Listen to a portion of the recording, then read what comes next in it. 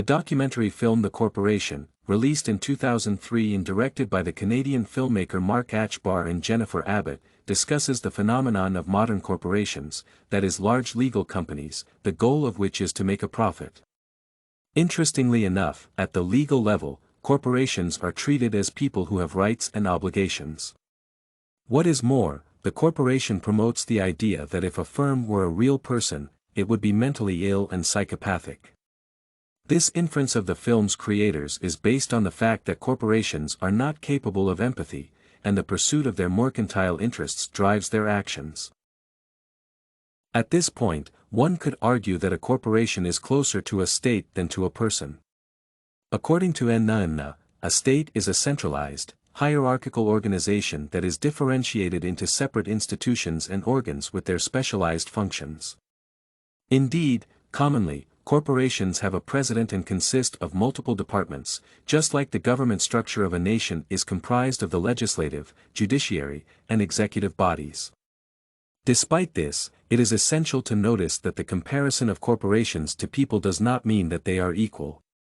As Kirsch puts it, corporations do not have the same rights as natural persons or citizens, and this legal concept of corporate personhood is needed to enable corporations to make and enforce contracts on behalf of their investors. Nevertheless, it is curious that corporations, under some circumstances, take a state's responsibility. The corporation provides the case of Pfizer Incorporated's subsidized housing and investment into the security of the subway in Brooklyn. The concern of Pfizer with public safety is not philanthropy or charity work. Instead, in Brooklyn, Pfizer's chemical plant is located and, hence, the pharmaceutical corporation has a reason to take care of this area. Nevertheless, the question of why this is done by the commercial company and not by the government remains topical. In this regard, it is necessary to refer to Desai's article. In this paper, Desai argues that corporations could not be seen as purely commercial entities. Instead, they undertake policies that target political issues and, hence, overlap with ones of the government. More precisely, these policies might include the protection of minority rights, eradication of poverty, and illiteracy. Such a change could be explained by the fact that any company's public image has a strong correlation with its profit. Therefore, corporations are concerned with social issues because, for them, it is a chance to attract more consumers and increase public loyalty to the brand.